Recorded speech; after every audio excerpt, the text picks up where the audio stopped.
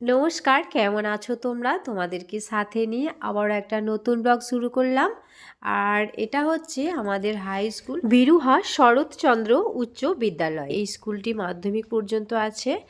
আর গ্রামের সকল সম্প্রদায়ের ছাত্রছাত্রীরা এই স্কুলে আসে বা পড়াশোনা করে। আর তাছাড়া পাশাপাশি গ্রাম থেকেও সব আসে। সামনে 9 সাইড ফুটবল খেলার মাঠ। এই রাস্তাটা ধরে গেলেই মেন রাস্তায় গিয়ে ওঠা যাবে। আমার বিয়ের আগে দেখেছি এখানে অধিকাংশ শিক্ষক শিক্ষিকা এই গ্রামেরই ছিলেন। তো এখন বর্তমানে অনেক দূর দূরান্ত থেকেও আসেন। অনেকটাই এলাকা নিয়ে স্কুল বা স্কুলের মাঠ। চলো সামনের দিকে যাই, সামনের দিক থেকে একবার দেখায় সামনের গেটটা। এখানে গ্রামের ছেলে মেয়েদের খুব সুবিধা, যেহেতু আমাদের গ্রামে স্কুল। আর স্কুলের একদম কাছেই আমাদের বাড়ি, মানে স্কুল আর বাড়ি পাশাপাশি। এটি আইসিডিএস কেন্দ্র, মোট 3টে আছে তার মধ্যে। আর এদিকে হচ্ছে আমাদের খামার বাড়ি। আর এই দোকানটি, এটিও আমার দেওরের দোকান। এই পথটি স্কুলের ছেলে মেয়েদের যাতায়াতের পথ। এটাই হচ্ছে মেন রাস্তা। আগে দেখেছো ওই ঠাকুরতলায় অনেকবার গেছি, পুজো দিয়েছি, ফুল তুলতেও যাই মাঝে মাঝে। বেশ ভালো লাগে এখানে ঠাকুরতলাটায় গিয়ে বসতে। আর চলো ঠাকুরতলাটা দিয়ে ঘুরবো।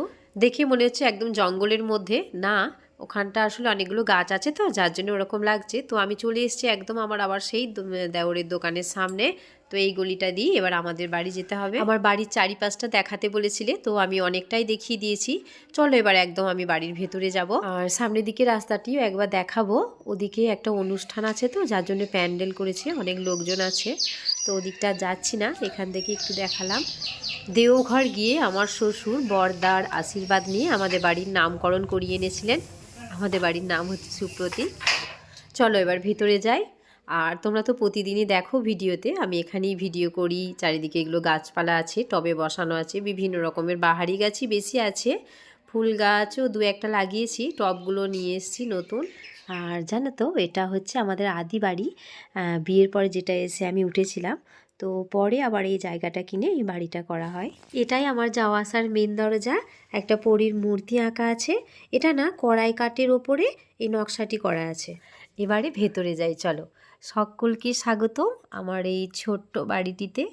এটা অনেক শখ করে করেছিলাম, একরকম স্বপ্নের বাড়িও বলতে পারো। কলকাতায় যাওয়া আমার কপালে জোটেনি, আর কখনো জুটবেও না। তো শ্বশুর শাশুড়ি আছে, কোনো রকমে চলে যায়, দিন কেটে যায় আর কি। দেয়াল আলমারিতে কাপ ডিশের সেট আর কয়েকটা টুকিটাকি জিনিস দিয়ে সাজানো আছে। ছেলে ছোটবেলাকার পিকচার আর একটা গোপাল ঠাকুর। এদিকে ফ্রিজ আর স্লেটে যে রা লেখা আছে, এটা দেওঘরে বাবাই দাদার কাছ থেকে ছেলে যখন হাতে খড়ি হয়, হাতে খড়ি দেওয়া নিয়েও একটা বড় গল্প আছে। আর ওই একবারই আমি দেওঘর গিয়েছিলাম।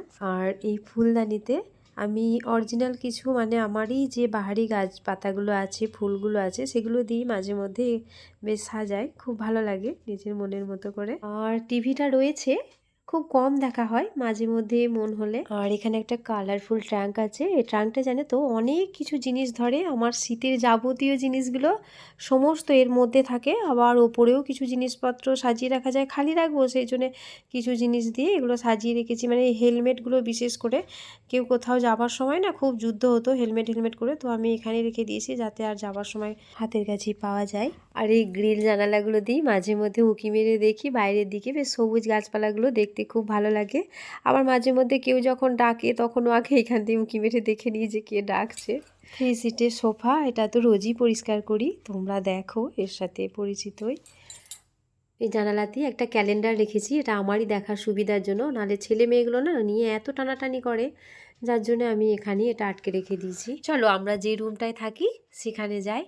এখানেও দেখো একটা ওই একই শিল্পীর হাতের আঁকা নকশা, একটা পরী হচ্ছে একটা ঘোড়া নিয়ে আছে হাতে, ভীষণ সুন্দর আর নিখুঁতভাবে অঙ্কন করেছে। যখন এগুলো অঙ্কন করে তখন আমি পাশে বসে শুধু দেখতাম, অনেকটা সময় লেগেছে। আর এগুলো পুরোটা, এটা হচ্ছে গামার কাঠের ওপর করেছে। ঘরে ঢুকতেই প্রথমেই যেটা চোখে পড়ে সেটা হলো এই আলমারিটা, ছেলের আর ওর বাবার জিনিসপত্রই থাকে। এদিকে হচ্ছে বেড আর একটা সোফা। এই সোফাতেই মাত্রই আমি কয়েকটা জিনিসপত্র ইস্ত্রি করে রাখলাম জল খাওয়ার সুবিধার জন্য, জলের পাত্র আর কিছু ওষুধপত্র, বেশিরভাগ সর্দির ওষুধগুলোই দেখা যাচ্ছে। তোমরা একটু অ্যাডজাস্ট করে নিও, জানো তো আমার কথাগুলো স্পষ্ট বোঝা যাচ্ছে না, আমি বুঝতে পারছি এখনও শরীরটা ঠিক হয়নি তো। টেবিল ফ্যান, আর এটা রিলস করতাম, এখন আর করা হয় না। জানলা দিয়ে গ্রীষ্মকালে খুব সুন্দর হাওয়া আসে জানো তো। তোমাদের কিছু কমেন্টের উত্তর দেবো। অপর্ণা আদ্যা আমার জন্য অনেক ভালোবাসা জানিয়েছো, বোন বলেছো, আমার তরফ থেকেও অনেক অনেক ভালোবাসা ও প্রণাম। নূপুর ডিমস ওয়ার্ল্ড বলেছো খুব সুন্দর ভিডিও, দেখে মন ভরে গেল, অনেক অনেক ধন্যবাদ, অনেক ভালোবাসা, ভালো থেকো। সাদিস পাউল কমেন্ট করেছেন আমার ব্লগগুলো খুব ছোট মনে হয়েছে, যেন 15 মিনিটের ব্লগ করি। তো আমি খুব চেষ্টায় আছি, আগামী দিনে আমি নিশ্চয়ই করব। পারমিতা ভট্টাচার্য গ্রামের ভিডিও দেখবে বলে সাবস্ক্রাইব করেছে, থ্যাংক ইউ। এটা আমার ছেলের রুম।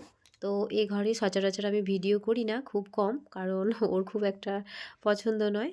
তো এখন ওর পরীক্ষা চলছে, তো এখন নেই, যার জন্য একটু সুযোগ পেলাম। এই ঘরের বেডটা দেখাতে পারলাম না, কারণ অনেক বইপত্র ছড়ানো আছে। চলো এবার রান্নাঘরের দিকে যাই। এই তো রোজই রান্না করি, তোমরা দেখো, তবুও চলো একবার দেখাই। আজকে রান্না বান্না নেই, ওখানে যে প্যান্ডেল করেছে বললাম না, ওখানেই নেমন্তন্ন আছে আমাদের সকলের। আমার 3টে কুকারি পরপর সাজিয়ে রেখেছি, আর একটা ছিল, ওটা নষ্ট হয়ে গেছে। আর এদিকটা আমার এই রান্না বান্নারই সব জিনিসপত্র থাকে আলমারিতে, বিস্কুট, চানাচুর ইত্যাদি ইত্যাদি যা যা দরকার আর কি। এটাই চালের ড্রাম, চাল থাকে। এটাই 25 কেজি, বেশিরভাগই 50 কেজি আনা হয়, এবারে 25 কেজি আনা হয়েছে। হাত ধোয়ার বেসিন, পায়খানা বাথরুম, আর এখানে হচ্ছে ওয়াশিং মেশিন। এতে কিছু কাপড় আছে, মানে কাচতে দিয়েছি কিন্তু এখনো শুকাতে দেওয়া হয়নি, এগুলো ভিডিওর পরে আমি শুকাতে দেব। চলো এবার যাব বাড়ির পিছন দিকে, সব থেকে পছন্দের একটি জায়গা আমার, যেখানে এলে আমার মনটা ভরে ওঠে, আর এখান থেকে আমি অনেক কিছু দেখতে পাই। ওই পাড়ে বিভিন্ন মানুষের যাতায়াত, আমার অনেক ফুল ও ফলের গাছ, কামরাঙাগুলো জানো তো সব টিয়া পাখিতে খেয়ে নিয়েছে। তুলসী মঞ্চ রয়েছে, এখনও মা তুলসীকে বসানো হয়নি, কারণ রং হয়নি, তো রং হয়ে গেলে বসাবো। এই ওয়ালটার ওপারে আরও একটা তুলসী মঞ্চ আছে, ওটা আমার দেওরের তুলসী মঞ্চ। আসলে এখানে একটা ঘর ছিল, ওটা শ্বশুর ভেঙে দিল, দিয়ে এখানে ওপারে একটা এপারে একটা তুলসী মঞ্চ করা হয়েছে। আর এই দিকটা দিয়ে জানো তো ওই মেন রাস্তাটা দেখা যায়, ও যে রাস্তাটা দিয়ে স্কুলের ছেলেমেয়েরা যাতায়াত করে, আর মেন রাস্তা যেটা দেখালাম ওটা এখান দিয়ে দেখা যায়। চলো এবার পুকুরের ওই পাড়টা দেখাই, যেটা তোমরা প্রতিদিনই দেখো, ভীষণ সুন্দর এখানের ভিউটা। ও পাড় থেকে আমাদের বাড়িটা কেমন দেখায় দেখি, চলো একবার ওই পাড়ে যাই। অনেকটা দূর তো বোঝা যাচ্ছে না, দাঁড়া একটু জুম করি, দেখি কেমন দেখায়।